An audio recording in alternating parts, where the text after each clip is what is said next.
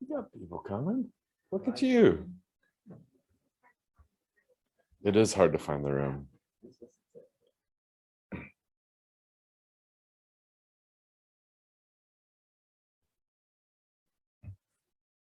Oh, man.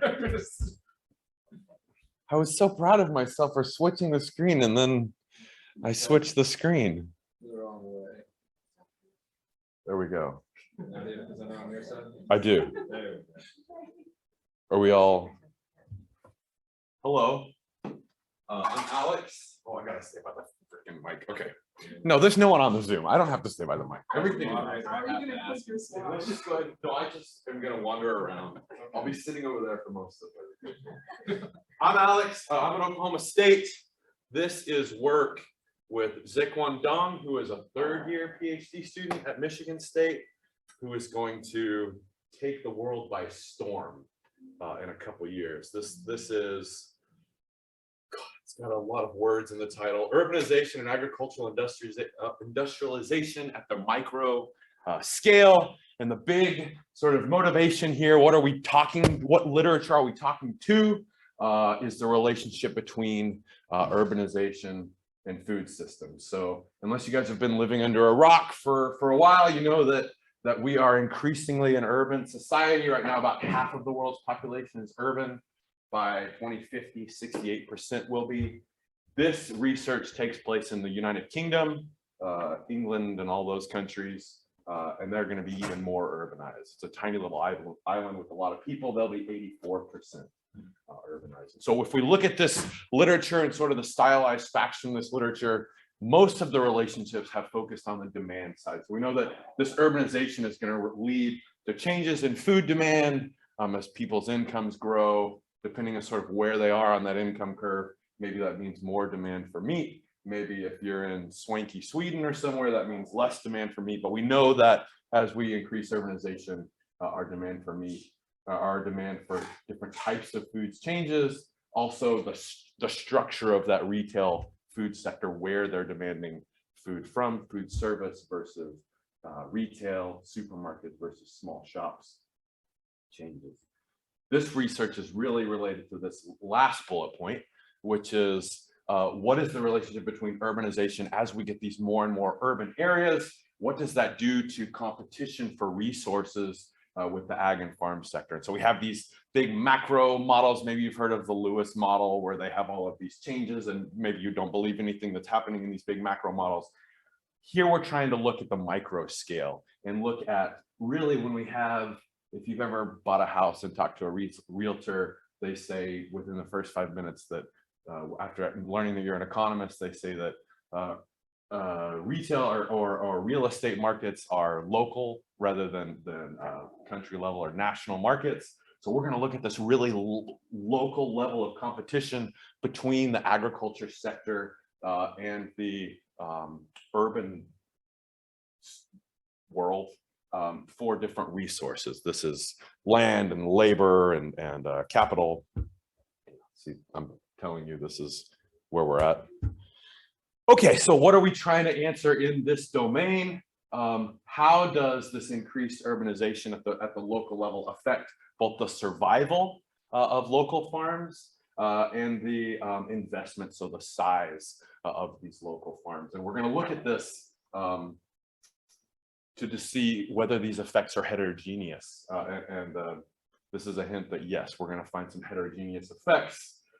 And knowing this, knowing how these local urban pressures affect these local farm characteristics, then we're going to aggregate up to say, well, what does that mean about that aggregate industry level or aggregate industry structure at the country level? And so you're saying, cool, Alex, you said many words now. You said urbanization like 50 times. Why do I care about these questions, right? And so there are reasons maybe that you want to care about these things. One is maybe you care about the survival of small farms. So like I said, this research takes place in the UK, where they are like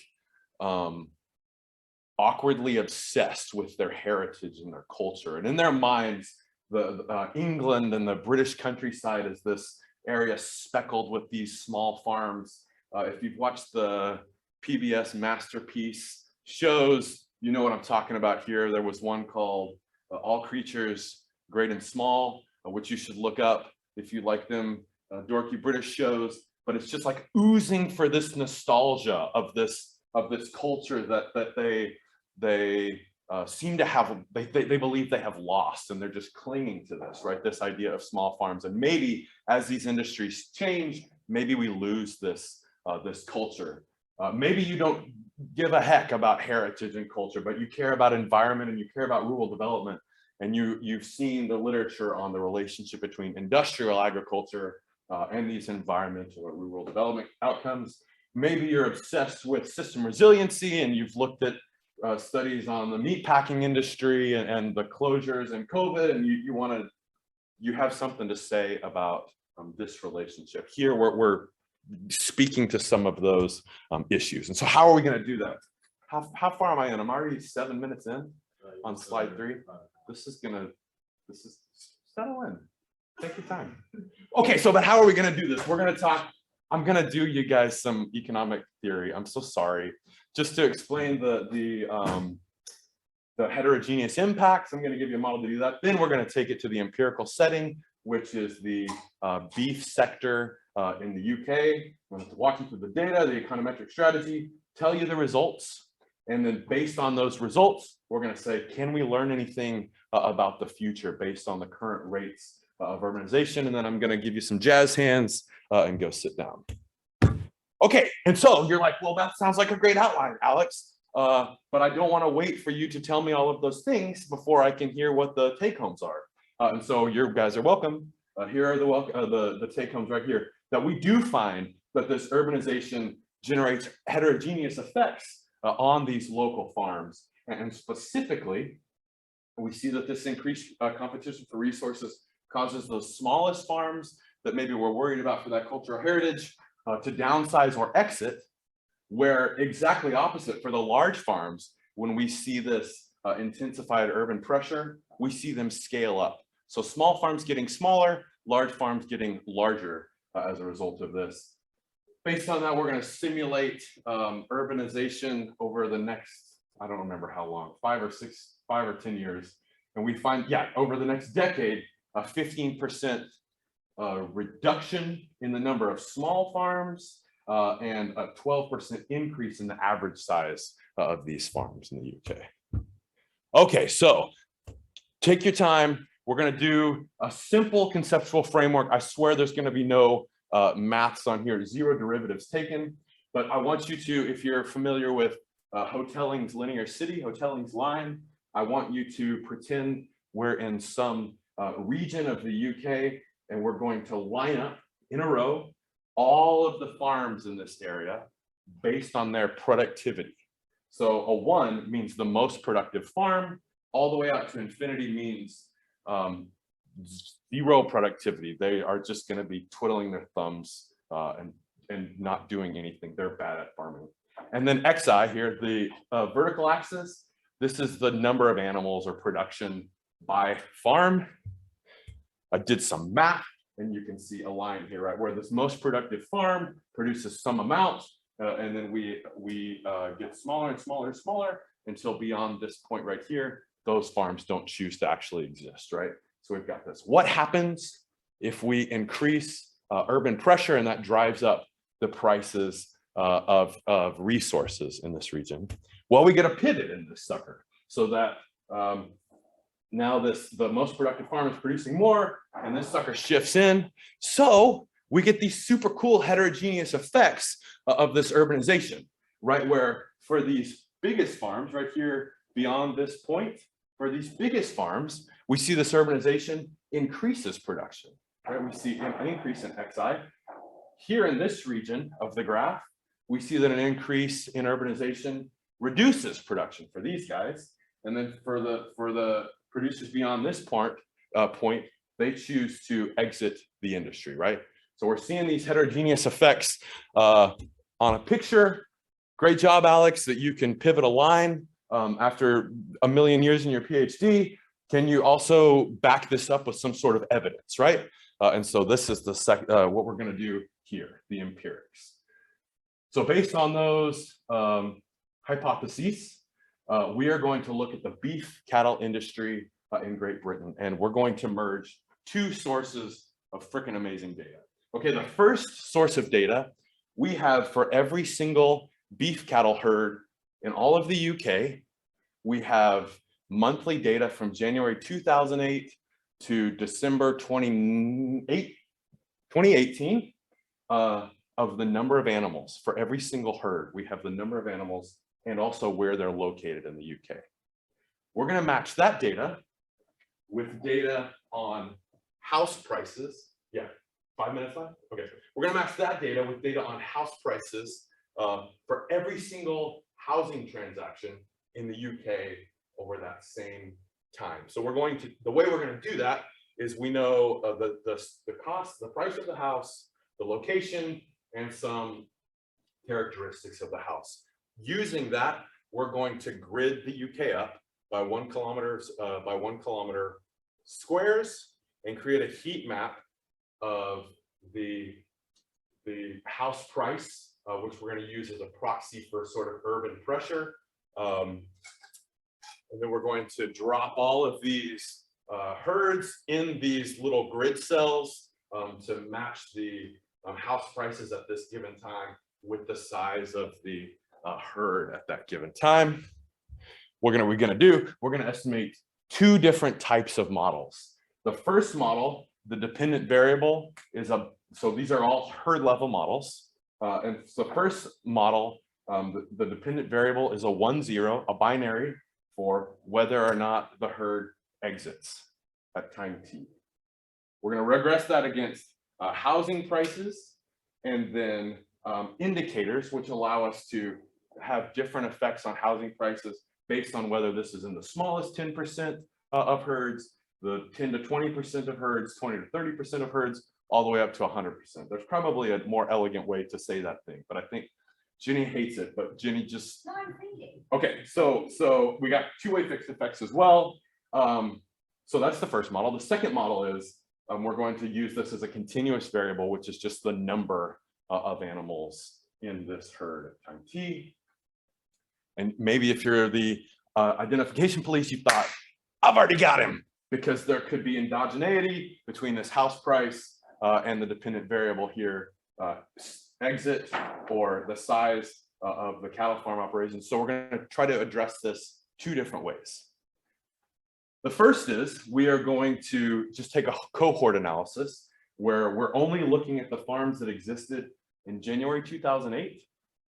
And we're going to define these deciles of size based on their size in January 2008. So if you're familiar with the international trade shift share literature, this is that same approach. Jenny looks super not convinced. The second way we're going to do this is much, much lazier in that we're going to define these size deciles based on the size they were 12 months ago. So we're just lagging that variable. And there's a whole bunch of reasons why that might be gross. Okay, that's the model. What do we got? We got 72,000 beef herds in the UK, all observed for 11 years, 132 months. And then we've got those 1 kilometer by 1 kilometer grids, 46,000 or 47,000 of those little grids for the housing prices for a total of 9.6 million observations. So what do we find here? Here is the binary farm survival model where we see a 1%, so these are elasticities, a 1% increase in that housing price reduces the probability that these small farms will survive. But as we go up, that increase in that proxy for urbanization increases the probability of survival for these biggest guys. Remember, we got two-way fixed effects. It's a little bit less clear with the lag thing, but that lag thing is a little bit grosser of a model. So maybe that's one explanation. Similar story for the farm size. Remember, now it's a continuous variable. For that cohort analysis, we get that clear story where a 1% increase in the urban for the house price reduces the size of those small farms. So the small farms getting smaller, big farms getting bigger as a result of that. Okay, so great, Alex. you've run some models and found some results. Can we learn anything about the future from this analysis? And so what we're going to do is for each of those little grid cells of house prices, we're going to forecast out, and you're going to have to hold your nose because it's a little bit gross, but we're going to forecast out for the next 10 years what those house prices are based on some kind of autoregressive model. And based on those forecasts and these estimates that we've already estimated based on historical observations, we can say something about how the local herds will evolve in these regions. We can sum up across all of those local herds to calculate average or aggregate impacts on the industry. And I'm not going to say much about that, except for when we do that aggregation, we see number of small farms falls by more than 15%, and the average size grows by more than 12% exclusively as a result of these urban pressures. And that is all she wrote. Do we do questions or do you go first? All right. Does anybody have any questions? Yes. So it's easier for me to understand the part where, you know, the more urban pressure as proxied by housing prices would make owners of smaller, I guess, cap operations want to sell their land, maybe, or make it smaller. But I'm hard to understand what the story might be on the other end. Of the scaling up. Yeah, I mean, it's the story we see in the cattle industry in the US, right? That these suckers either pack more animals on the land to make it profitable because your costs are going up, or and so you can think about that as like a grazing model, and maybe as the price of this of these things go up, you're going to graze that sucker more intensely. I see that you don't believe that.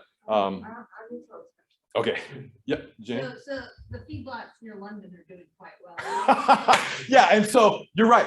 That area of London where there are approximately 0 cattle herds that sucker's in the model. This is the average effect, but dang right. This sucker is going to be heavily weighted by, wait for it, the area over here where things actually occur. Remember, we've got two-way fixed effects. So we're controlling for this hole in the data, which is London. That's right. Yeah. That's a good joke though. Yeah. So a quick question for you. Say you would want to look at a policy that would help save some of these smaller farms. What about, or what could be done by, like, say, the government of the UK if they wished on maintaining that heritage of keeping small farms? Yeah, so that would be super spicy, right? If I had like a policy change over this period to see the effects of that policy. There are some changes in zoning laws kind of locally in some of these regions over this time, but I don't see those policies to actually estimate any effects of something trying to help with that survival. Yeah. Yeah, Jeannie. So I guess, especially with all the zoning there is. Yeah.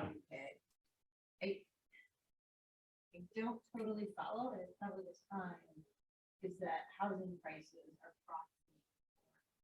Urbanization. So you like locations, like you can't build a house in the lake country, I assume, I don't know. Yeah. You know, and so they're gonna have really high housing prices. And that's constant though, right? Right. Yeah. So that's a fixed effect of the But Lake you're District. looking at places where housing prices are increasing. It's the change in housing prices holding. So we've got two-way fixed effect. So it's the Change in housing controlling prices. for the level and then the average change in housing So prices is there- across the UK. Is there development pressure? Like, do you Oh, see dang an right. expansion? Yes, Or is it absolutely. places where housing is restricted? There are certainly So places there's where housing supply is restricted constraints. as well. Is that where prices are cheap? Um, That's what I can't quite, well, so I guess if that was the story, yeah. we wouldn't expect to see the results that we see, right? And that we do see a kind of statistically significant and economically significant relationships. Whereas if this isn't a good proxy, if housing prices isn't a good proxy for this resource competition, we wouldn't expect to see a statistically significant relationship there, unless I'm measuring something badly, which is possible. It's okay? Yeah, These are for the most part cow-calf operations, right? tiny little, Not like yeah, so it's not like the or US. Yeah. Yeah. Where we have these big Odango. And you're right, I And so should. there's kind of a limit to the number of animals you can put on, you know. Without super major structural change, yeah. And so you're right that I should have done a better job of putting this in context, kind of globally, what the size of this industry looks like. So a 15% increase or a 12% increase in the size of that of an average herd is still way less than the average feedlot in Southwest Kansas. That's why I was saying, that was my point. In London, yeah, they're thriving and invisible. Okay. Yeah. Your data on the beef. So cool, isn't it? What? Remember, I was a professor in London for a while, Yeah. and so they were just like, "Hey, do you want all Oh, of they this track data everything because every they month know. because of BTB?" Yeah, Yeah. so Oh my we have, goodness. and actually, so we can talk after this, but there's even better data than this that I don't have access to at the animal level, and I just don't have it because I wasn't there long enough. Alrighty.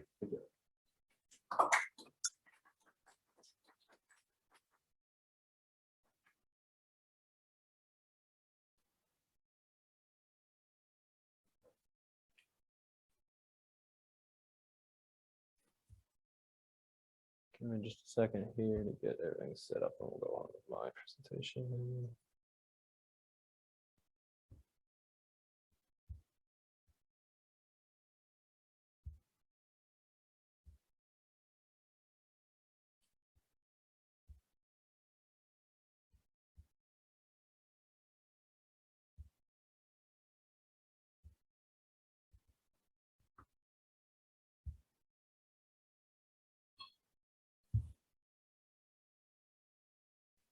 Alrighty, I'm Matthias Brook. My co-authors on this paper are Doctors Glenn Townser, Alan Featherstone, and Jenny If. Our paper is The Consumer Willingness to Pay for Locally Sourced Meat. So to introduce our research, we are wanting to estimate consumers' willingness to pay for locally sourced meat from small to medium meat processors. The reason we're looking into this is that COVID brought additional attention to the issue in the meat supply chain, particularly with the idea of, are these processors able to fill that gap that was produced by closures? Our prior research into this project was, what do small processors need to increase their production capacity? Our current research, as stated, is the consumer's willingness to pay for the meat processor. And then our future research will be, what does this willingness, does this willingness to pay match the required premiums for these processors, and later exploring how it fits into, how supply fits into the question. So for our methods, we ran two hypothetical choice experiments. The first was for portions of carcass for steer, hog, chicken, and ham or lamb, I apologize. And then meat cut questions for ground beef, steak, loin, bacon, ham, wings, breast, and thighs for chicken. And then we did this as a survey on Qualtrics with Dynata distributing it for us. And we did this with consumers in the US above the age 18. At age 18 and above, I apologize, we have 500 completed surveys. And then based on their selections of meat that they consume, we randomly assigned them to a question based in our survey. And then we reinforced the value of the data through the meat consumption questions, through their grocery purchasing habits as far as how much of their grocery in their household they purchase. A cheap talk question, because this is a hypothetical choice survey, we need to remind them that this is hypothetical, and as they're not actually exchanging goods for or money for goods, this does affect their willingness to pay, might be skewed high. And then we had a trap question to capture those who were just going through our survey too quickly. And then our price data for the cut questions comes from USDA ERS, and then we also additionally added some demographic questions for further analysis along the way. These are examples of our survey questions. This one is an example of a carcass question, particularly for our hog, where we gave them they presented a question either for whole or half hog, given a price per, like a total poundage for the hog that they're getting, and then a total price and a poundage price. And then they selected yes or no if they were willing to purchase this. And then on the other one we have is an example of our cut questions that they were given. In this particular one, it is a loin question where they were presented a local loin and a grocery loin, given a price per pound and poundage that they'd be required to purchase, with the idea at some local levels, you have to purchase more than you would at the grocery. And then they just entered in a numerical value that they would want to buy or selected none on that. And then for our actual models, for our carcass questions, we ran Tobit models with the dependent variable being the probability of a participant choosing yes to purchasing the carcass, independent variables, a price, portion of the carcass, and then demographical variables as well. And then this model was run across deer, hog, chicken, and lamb. This is an example of one of the base models down there. And then for our cut questions, we ran a Tobit model. Actually, this was going to be a bivariant Tobit model, where the dependent variable in both of these equations is the top one is going to be quantity local and then quantity grocery.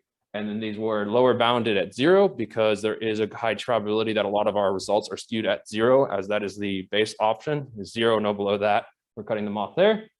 And then these were on that we added own price, cross price, and demographic variables as well. And then these were solved simultaneously. This is our base Tobit model with just price and price and carcass portions available to them. For this, we see that for steer, only half and whole variables were significant and they were negative. This means as our size of carcass increases that they have to purchase with a base of 1/4, the likelihood of them purchasing this animal goes down, which is as expected. And then on hogs, only price was significant. We did see the same idea where that as the size increases, they're purchasing less. On chicken, we didn't have any of the size variables because if you're going to be purchasing from someone, they're not going to sell you half a chicken. I apologize, I didn't mention this earlier. The reason we are doing these portion questions is there's a lot of local processors where you have to purchase a percentage of a carcass, not just individual cuts. And then for lamb, we actually found no significant variables in this pace one, which was interesting, but as far as that goes, that's all we have on that right now. Then this is a percentage change for these variables because of how they are presented in the Tobit model. We do have to actually do a special conversion to percentage changes. That's kind of what we see here. And then let's see here. This is for our cut questions. We did a base of an OLS that was not solved simultaneously. And because of that, we did it with own price and cross price. And then we did cross quantity to add that in as a control to make them connected. And from that, we see for grocery ground beef, price, own price and cross price along with quantity are significant. And this is matched across local ground beef, grocery steak, and local steak. And then on loin, the only significant variable was the cross quantities on that. Part of that is due to an issue with some outliers on the loin quantities that were presented in our data. We're still working to work those out. And then when we go back to bacon, we get back to those all being significant on them just because we're just dealing with so few variables. And then this is for the chicken cuts. We see again that we just kind of low variables. We're leading with really, really high significance on those. And then this is elasticities from the OLS, with the green ones being areas where it is significant in matching the sign that we expect, with own prices being negative and then cross prices being positive, referencing that local versus grocery cut should be a substitute in those. And we see as far as that, the only issue we really had was over on loin, and then one on bacon where we had just not significant on those. And then this is our base Tobit, where we did run those models simultaneously.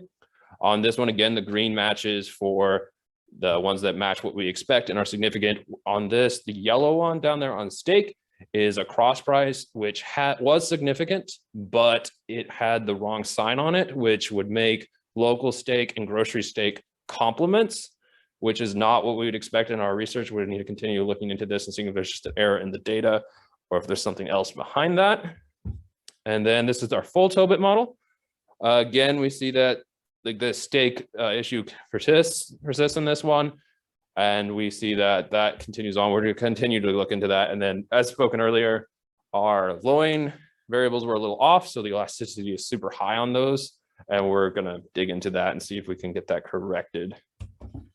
And then for conclusion, From our steer and hog, sorry, from our probit model, the steer and hog carcass sizes are expected. We have expected signs with those negative signs on them, meaning as that carcass size increases, our likelihood of purchasing the proposed carcass decreases. And then on lamb is unexpected, but there's a positive going from the half a lamb base to a whole lamb carcass, which we'll look into as we continue to move on. This is from the full Tobit.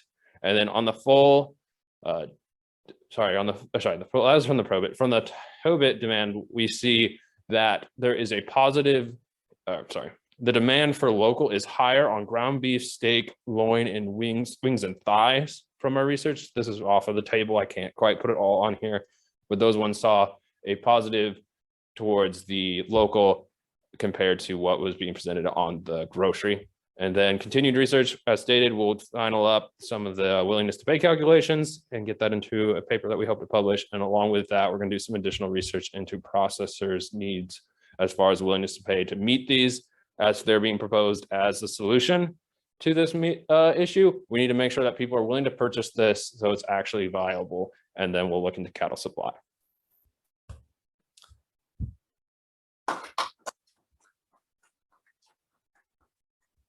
Any questions? I have a quick question. Yep. Why do you think ham and chicken breast is so elastic? I can't exactly speak to that. Are you talking, which model were you talking about on? The one before. This one? Or the? It's in there somewhere, but like looking at breast right now, like it's 13, 11, 12, 11. Is that like a meat that people like fries or?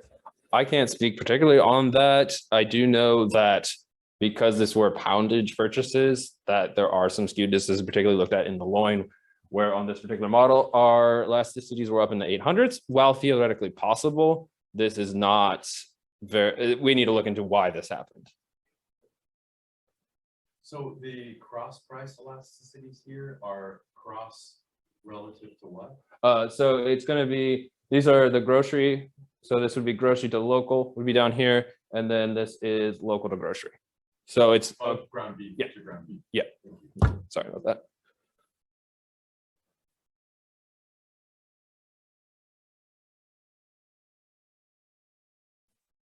Yes. Wouldn't be suspicious if one wasn't here.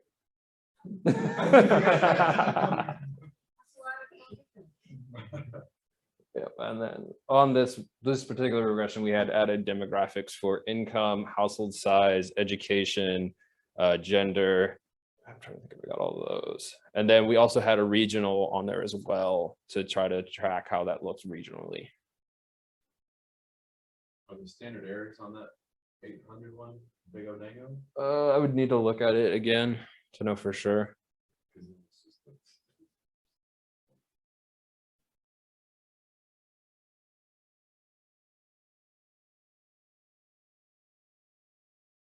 Any other questions? Well, I appreciate you guys coming to our session, and unfortunately we are missing two of our speakers, so that's all we have.